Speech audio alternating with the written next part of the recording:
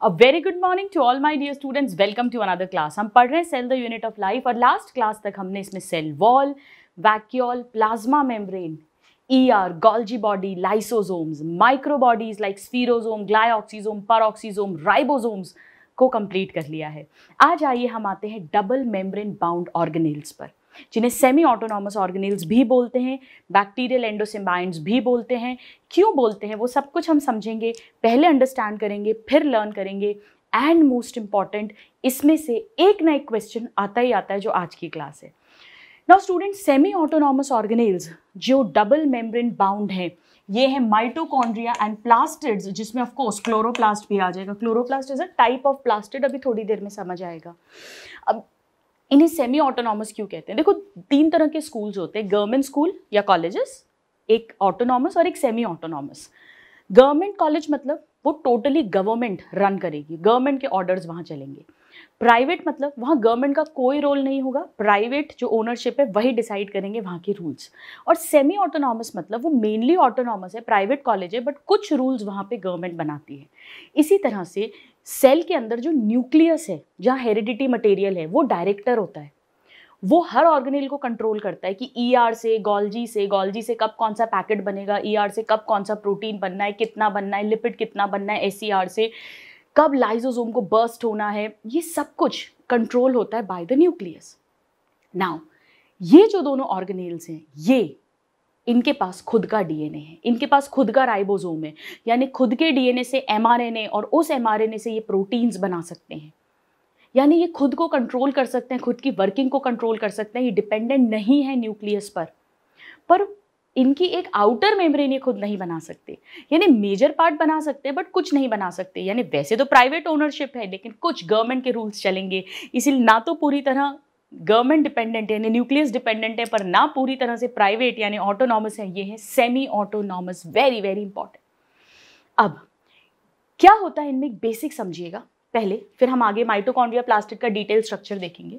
जैसे अगर मैं एक माइटोकॉन्ड्रिया की बात करूं, फॉर एग्जांपल अभी मैं बनाऊंगी स्ट्रक्चर। माइटोकॉन्ड्रिया के पास खुद का DNA है, खुद के राइबोसोम्स हैं, और ये जो DNA है ये बिल्कुल बैक्टीरिया के DNA की तरह है, यानी एक सिंगल मॉलिक्यूल है, not surrounded by any nuclear membrane, double stranded circular DNA, बिल्कुल बैक्टीरिया के DNA की तरह है। सेम क्लोरोप्लास्ट के अंदर भी होता है। इसी तरह से इसमें जो राइबोसोम है वो भी बैक्टीरिया के अंदर जो राइबोसोम मिलते हैं, यानी कि 70S राइबोसोम्स है।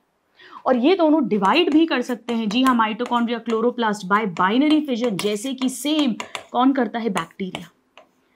तो क्या कहीं ऐसा नहीं लगता कि जैसे मान लीजिए ये सेल है, एक यूकैरियोटिक सेल, हो सकता है पुराने ज़माने में कभी ना कभी एक यूकैरियोटिक ऑर्गेनिज्म रहा होगा, सिंगल सेल ऑर्गेनिज्म, जैसे प्रोटिस्टा किंगडम के मेंबर्स हैं, और उनमें से किसी ने एक बैक्टीरिया को खा लिया होगा, तो बैक्टीरिया उसकी बॉडी के अंदर चला गया होगा, और उसी बैक्टीरिया में धीरे धीरे चेंजेस आए होंगे, और कहीं ना कहीं वही माइटोकॉन्ड्रिया या क्लोरोप्लास्ट यानी प्लास्टिड बन गया होगा। ये बैक्टीरिया जो इसके अंदर गया होगा, ये इसका दोस्त है, यानी इसके लिए हेल्पफुल है। तो सेल ने भी इसकी हेल्प की होगी और इसने भी सेल की हेल्प की होगी। जैसे आज हम जानते हैं कि ये माइटोकॉन्ड्रिया में ATP बनती है, या क्लोरोप्लास्ट से तो खाना बनता है, किचन है वो प्लांट सेल का। तो इसे हम क्या कहेंगे कि कहीं ना कहीं बैक्टीरिया ही होंगे ये, जो इस सेल के यूकैरियोटिक ऑर्गेनिज्म के अंदर गए होंगे। तो एंडो और दोस्त हैं, good quality, superior quality guest हैं, हेल्प करेंगे, हेल्पफुल हैं, तो बैक्टीरियल एंडो सिम्बायोन्ट्स कहते हैं क्लोरोप्लास्ट यानी प्लास्टिड्स को और माइटोकॉन्ड्रिया को। ऐसा कुछ हुआ होगा कि एक बैक्टीरिया अंदर गया होगा और वो कन्वर्ट हो गया होगा धीरे धीरे with time, modified into mitochondria और प्लास्टिड। ये डायग्राम आपको बनाना नहीं, सिर्फ समझाने के लिए। ऑफ कोर्स इसके ये जो भी साइटोप्लाज्म यानी जो भी मैट्रिक्स होगा, जो भी लिक्विड होगा, वहाँ पर RNA भी मिलेंगे, क्योंकि DNA से RNA बनेंगे, राइबोसोम्स भी मिलेंगे, प्रोटीन्स भी मिलेंगे, प्रोटीन्स यानी एंजाइम्स भी मिलेंगे, वो सब कुछ होगा। कैसे, अभी हम देखते हैं। तो दोनों ही सेमी ऑटोनॉमस है, क्यों आपको समझ में आया? दोनों में डबल मेम्ब्रेन बाउंड है, दोनों ही बैक्टीरियल एंडोसिम्बायोंट है, यानी दोनों में ही एक सिंगल सर्क्यूलर नेकेड, यानी कोई DNA के आसपास न्यूक्लियर मेम्ब्रेन नहीं है, बिल्कुल बैक्टीरिया की तरह है, डबल स्ट्रैंडेड DNA है दोनों में, और दोनों में ही 70S टाइप के राइबोसोम्स है। नाउ इसका क्या मतलब है कि ये इनके पास खुद का डीएनए है, खुद के राइबोसोम है, यानी ये खुद के प्रोटीन्स बना सकते हैं, लेकिन पूरे नहीं, इसीलिए सेमी ऑटोनॉमस। क्या मैं ये नहीं कह सकती कि ये एक यूकैरियोटिक सेल है और इसके अंदर एक प्रोकैरियोटिक सेल जैसा है, एक माइटोकॉन्ड्रिया या क्लोरोप्लास्ट या प्लास्टिड? जी हाँ, इसीलिए इसे सेल विद इन सेल कहते हैं। देखो दो अलग अलग क्वेश्चन है, एक है ऑर्गेनेल विद इन ऑर्गेनेल, वो राइबोसोम है, क्योंकि माइटोकॉन्ड्रिया प्लास्टिड ऑर्गेनेल है और उनके अंदर राइबोसोम मिल रहा है, so that is called organelle with in organelle.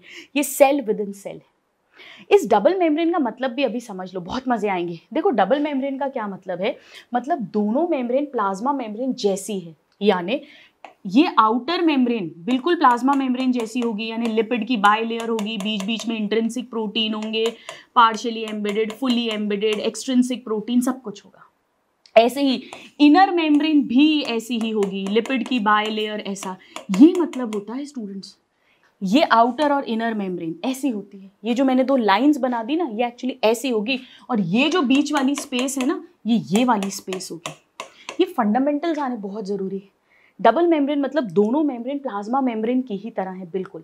अगर ईआर, गोल्जी, लाइसोसोम, माइक्रोबॉडीज की बात करें तो उनमें एक ही मेम्ब्रेन होती है, प्लाज्मा मेम्ब्रेन जैसी। मेम्ब्रेन वर्ड जहां भी आता है उसका मतलब यही है, लिपिड की बायलेयर, वही सिंगर निकोलसन का fluid mosaic model. All done, हर पॉइंट पे क्वेश्चन आता है। चलिए आइए हम स्टार्ट करते हैं। माइटोकॉन्ड्रिया, माइटोकॉन्ड्रिया की डिस्कवरी की थी कॉलिकर ने, डायरेक्ट लर्न करना है, और नाम दिया था बेंडा ने। नाउ स्टूडेंट्स, क्लोरोप्लास्ट माइटोकॉन्ड्रिया से बड़े होते हैं, लेकिन क्लोरोप्लास्ट सिर्फ प्लांट्स में मिलते हैं। तो अगर क्वेश्चन आएगा largest organelle in a animal cell, तो वहां पर क्लोरोप्लास्ट तो मिलता नहीं है, तो आंसर माइटोकॉन्ड्रिया होगा। अगर आएगा largest organelle in a plant cell, तो क्लोरोप्लास्ट, क्योंकि they are larger than mitochondria. लेकिन अगर क्वेश्चन आएगा लार्जेस्ट सेल ऑर्गेनेल, तो क्या आंसर देंगे? माइटोकॉन्ड्रिया। क्यों? क्योंकि mitochondria is present in all sales.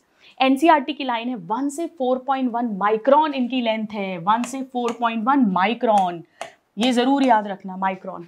और 0.2 से 1 यानी एवरेज 0.5 माइक्रोन इनका डायामीटर है, ऐसा लिखते हैं micron. It should be learn by heart. जबकि क्लोरोप्लास्ट में मैं भी थोड़ी देर में पढ़ाऊंगी, करीब 5 माइक्रोन की लेंथ होती है, 4 से 5 माइक्रोन, तो थोड़ा सा इससे बड़ा होता है। क्लोरोप्लास्ट यानी प्लास्टिड्स इतने बड़े हैं कि उन्हें हम naked, not naked eye, but normally scientist देख पाते हैं माइक्रोस्कोप से, नॉट नेकेड आई, लेकिन इन्हें नहीं देख सकते हैं until and unless stain. NCERT की लाइन है that they are not visible under microscope unless deeply stained. जब तक हम स्टेनिंग नहीं करेंगे तब तक नहीं देखने को मिलेंगे, अनलेस डीपली स्टेन्ड। जबकि क्लोरोप्लास्ट जो है यानी प्लास्टिड्स जो हैं वो नॉर्मली भी नॉर्मली माइक्रोस्कोप से दिख जाएंगे, बिकॉज ए लिटिल लार्जर। अब इनके नंबर की अगर मैं बात करूँ तो इनका नंबर अलग अलग होगा अलग अलग सेल के अंदर, डिपेंडिंग अपॉन उसकी एक्टिविटी कितनी है, क्योंकि इसे एटीपी बनानी है। तो एक प्लांट सेल के अंदर माइटोकॉन्ड्रिया ज़्यादा होंगे, या एनिमल में पढ़ा चुकी हूँ, एनिमल सेल, क्योंकि उसे ज़्यादा एक्टिविटीज़ करनी है, so their number is variable, it depends on what. Direct question आता है फिजियोलॉजिकल यानी functional activity of the cell. Now इनका शेप, साइज और नंबर तीनों ही वैरी करते हैं विद द सेल, लेकिन जो मोस्ट कॉमन शेप है वो तस्करी, सॉसेज शेप्ड है, जो मैं आज आपको बना के दिखाऊंगी। सबसे ज्यादा माइटोकॉन्ड्रिया कहाँ होंगे? चिड़िया की, बर्ड की फ्लाइट मसल में बहुत एटीपी चाहिए, उसे लगातार फ्लाई करना है, सो मैक्सिमम। और हमारी कार्डियक मसल्स में, क्योंकि लगातार बिना थके नॉन स्टॉप 24/7 कॉन्ट्रैक्ट रिलैक्स करती है हमारी हार्ट की मसल्स। नाउ एक सिंगल माइटोकॉन्ड्रिया कहाँ मिलता है? एक, बस एक सेल के अंदर एक माइटोकॉन्ड्रिया। ये डायरेक्ट लर्न करना पड़ेगा, एनसीईआरटी में नहीं दिया। माइक्रोएस्टीरियाज नाम का एक एल्गी है, ट्रिपैनोसोमा ये एक प्रोटोजोआ है, हम पढ़ेंगे। और क्लमाइडोमोनास भी एक यूनिसेल्युलर ग्रीन एल्गा है, लेकिन क्योंकि ये यूनिसेल्युलर यूकैरियोट है, अब इसे प्रोटेस्टा किंगडम में रखा जाता है, आपको डायरेक्ट लर्न करना है। अब ये कहाँ एब्सेंट होंगे? देखिए प्रोकैरियोट्स में तो कोई भी मेम्ब्रेन बाउंड ऑर्गेनेल नहीं होता, ER, Golgi, lysosome, mitochondria, plastid तो एब्सेंट होंगे ही। और जी हाँ, मैच्योर मैमेलियन आरबीसी में तो सभी एब्सेंट होते हैं, हम पढ़ते ही आ रहे हैं। ह्यूमन या और अच्छा लिखते हैं मैमेलियन आरबीसी, सभी मैमल्स के मैच्योर आरबीसी में। अब ये सिलेंड्रिकल या सॉसेज शेप्ड होती है, यानी तस्करी के आकार का। आइए हम पहले माइटोकॉन्ड्रिया के स्ट्रक्चर को समझते हैं। नाउ ये सपोज आउटर मेम्ब्रेन है, let us suppose this is the outer membrane.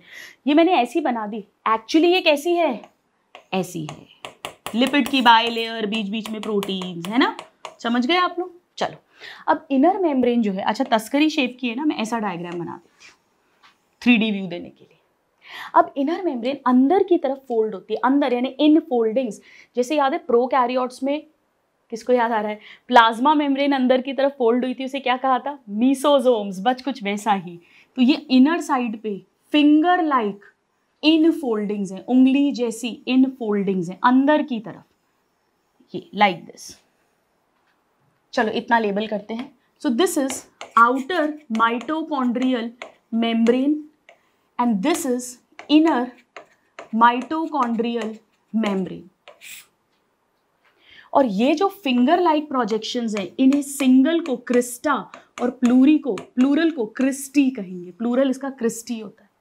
ये क्या है, ध्यान रखना, डायरेक्ट क्वेश्चन आता है। This is in foldings of inner mitochondrial membrane. ऐसा कुछ क्लोरोप्लास्ट में नहीं देखने को मिलेगा।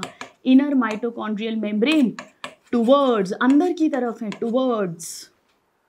ये जो स्पेस है यहाँ जेली जैसा फ्लूइड भरा हुआ है, इसे मैट्रिक्स कहते हैं। तो टुवर्ड्स क्या लिखूं मैं, मैट्रिक्स। एनसीईआरटी की लाइन है, टुवर्ड्स मैट्रिक्स। अभी जो दोनों मेम्ब्रेन्स हैं, इनके कारण से अगर आप ध्यान से देखें तो इस माइटोकॉन्ड्रिया में दो कंपार्टमेंट्स बन गए हैं। एक ये कंपार्टमेंट जो आउटर इनर मेम्ब्रेन के बीच में है, और एक ये कंपार्टमेंट जो इनर मेम्ब्रेन के इनर साइड पर है। इस वाले को कहते हैं perimitochondrial space. Perimitochondrial space, दोनों मेम्ब्रेन के बीच, या इसे हम इंटर मेम्ब्रेन स्पेस भी कह सकते हैं, दोनों मेम्ब्रेन के बीच में। जैसे दो स्कूल के बीच इंटर स्कूल, दो कॉलेज के बीच इंटर कॉलेज, दो मेम्ब्रेन के बीच inter membrane space. This is also the outer chamber और आउटर कंपार्टमेंट, या आउटर कंपार्टमेंट ही लिख देती हूँ, चलो आउटर कंपार्टमेंट या आउटर चेम्बर। और ये जो मैट्रिक्स है, this is the inner compartment या इनर चेम्बर, इनर कंपार्टमेंट। अब जो डीएनए का मॉलिक्यूल मिलता है स्टूडेंट, वो इसी मैट्रिक्स में मिलता है, और वो सिंगल मॉलिक्यूल है, not surrounded by any nuclear membrane, double stranded है, सर्क्यूलर है, बिल्कुल बैक्टीरियल डीएनए की तरह। सो दिस इज सिंगल। हम कोशिश करेंगे ज़्यादा से ज़्यादा चीज़ें डायग्राम में लिखें। Circular double stranded DNA and this is present in the matrix. Now इसी मैट्रिक्स में राइबोसोम्स भी मिलेंगे, क्योंकि यही DNA से RNA बनेगा और फिर उस mRNA से प्रोटीन्स बनेंगे। So these are the ribosomes, और राइबोसोम्स भी बिल्कुल बैक्टीरिया की ही तरह हैं, यानी लिखवाओ मुझे 70S type, 70S। These are the ribosomes. This is the DNA. Done.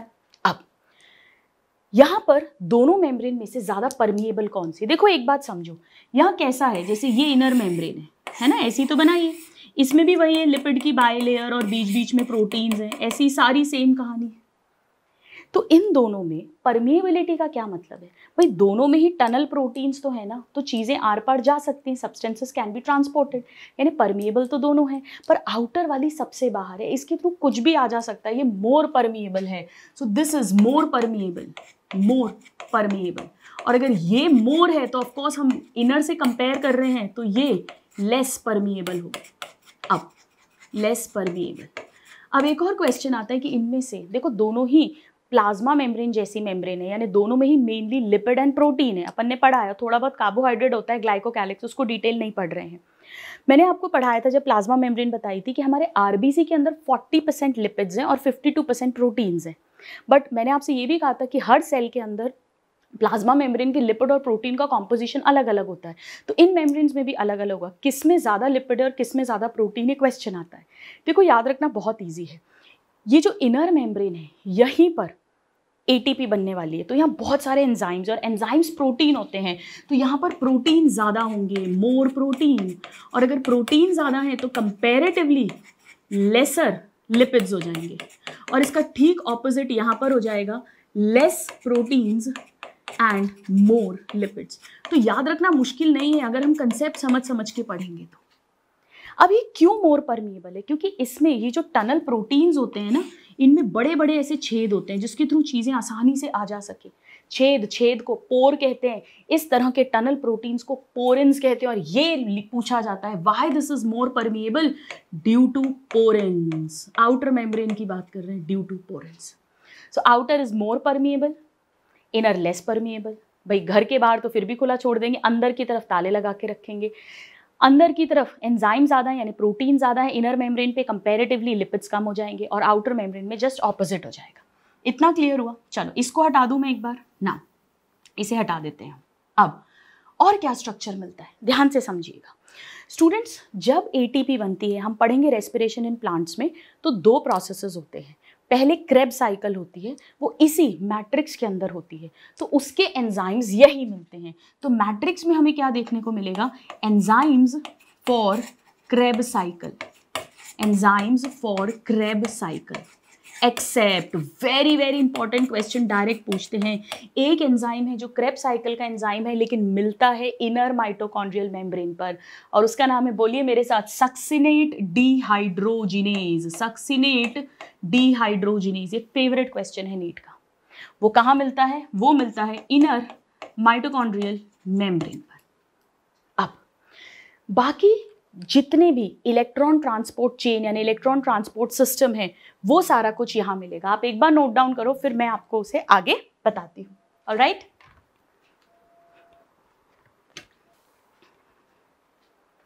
Now यहाँ पर बाकी जितने भी इलेक्ट्रॉन ट्रांसपोर्ट सिस्टम है, साइटोक्रोम्स हैं, वो सब हम पढ़ेंगे रेस्पिरेशन इन प्लांट्स में। वो सब इनर माइटोकॉन्ड्रियल मेम्ब्रेन पर ही मिलते हैं, आउटर का कोई रोल नहीं है आउटर मेम्ब्रेन का। अब इस इनर माइटोकॉन्ड्रियल मेम्ब्रेन पर ऐसे टेनिस रैकेट जैसे स्ट्रक्चर्स देखने को मिलते हैं, टेनिस रैकेट जैसे। इन्हें कहते हैं स्टूडेंट्स ऑक्सीसोम्स। ऑक्सीसोम्स, ऑक्सीसोम्स या F0 F1 पार्टिकल्स या elementary particles, elementary particles, tennis racket जैसे।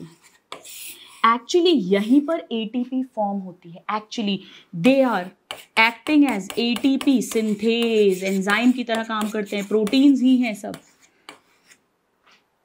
कैसा होता है ये, आइए यहाँ समझाती हूँ। हालांकि मैं इसको रेस्पिरेशन इन प्लांट्स में भी पढ़ाऊंगी जब आपको एरोबिक रेस्पिरेशन बताऊंगी। सपोज ये आउटर मेम्ब्रेन है, वही लिपिड की बायलेयर, बीच बीच में प्रोटीन्स, कुछ पार्शियली एम्बेडेड कुछ फुल्ली एम्बेडेड, इस तरह से। सो this is outer mitochondrial membrane.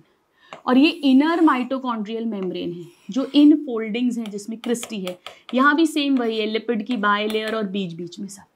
अब इसी मेम्ब्रेन में इस तरह से ऑक्सीजोम्स रहते हैं, लाइक दिस। ये ऑक्सीजोम है।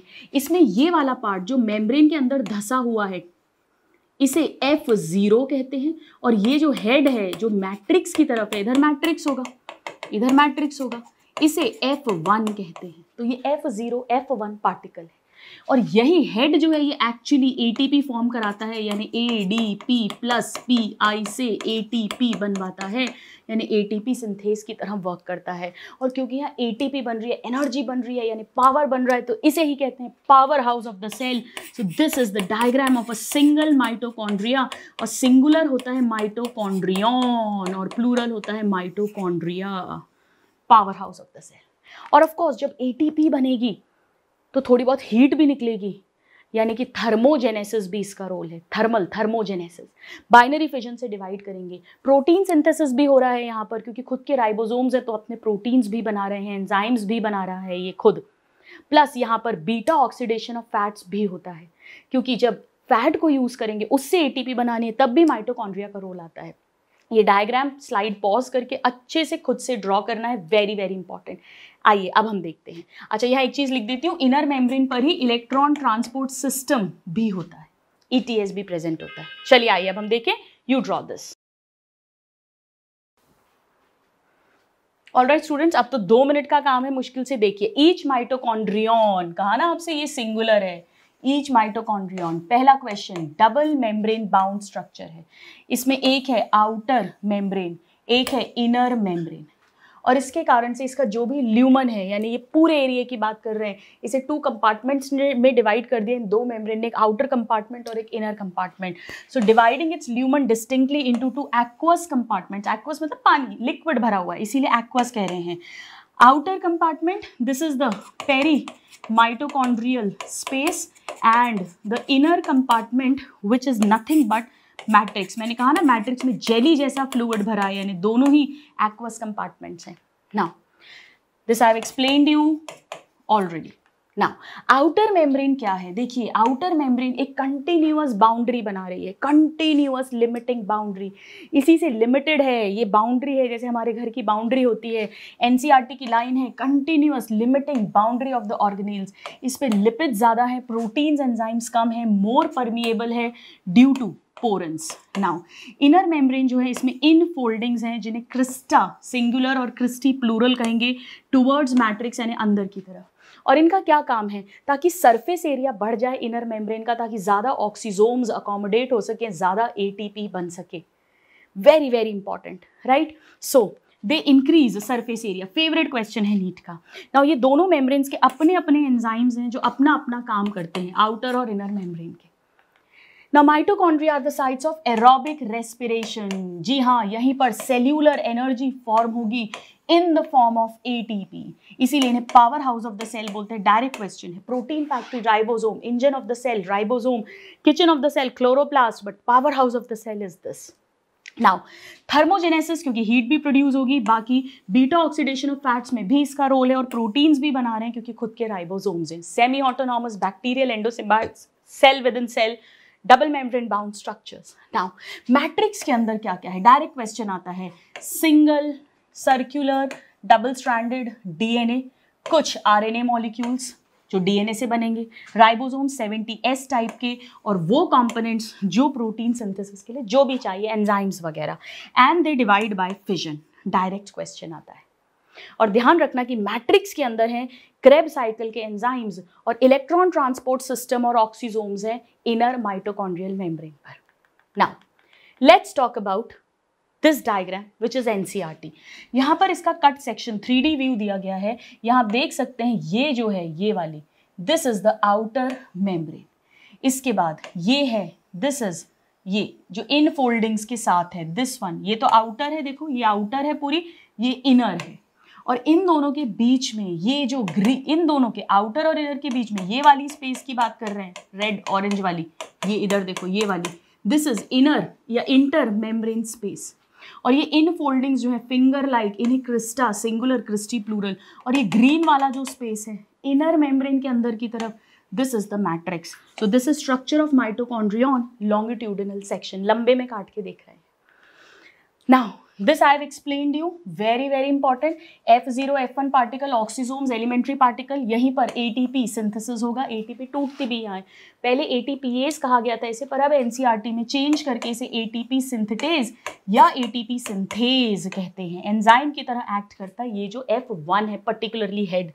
नाउ इनर मेम्ब्रेन पर एरोबिक रेस्पिरेशन के एंजाइम्स हैं एक्सेप्ट सक्सिनेट डिहाइड्रोजिनेज जो इनर माइटोकॉन्ड्रियल मेम्ब्रेन पर है. साइटोक्रोम ऑक्सीडेज, ये हम पढ़ेंगे, इलेक्ट्रॉन ट्रांसपोर्ट सिस्टम का ही पार्ट है, ये भी इनर माइटोकॉन्ड्रियल मेम्ब्रेन पर है. और मैट्रिक्स के अंदर हमने देख ही लिया, डीएनए है, राइबोसोम्स हैं, और क्रेब साइकिल जिसको टीसीए भी कहते हैं, try carboxylic acid cycle, respiration in plants में पढ़ेंगे, उसके एंजाइम्स भी होते हैं एक्सेप्ट SDH, यही वाला succinate dehydrogenase, succinate dehydrogenase, succinic acid dehydrogenase बोलो या सक्सिनेट डिहाइड्रोजिनेज. जैसे एसिटिक एसिड को एसिटेट बोलते हैं ना, वैसे.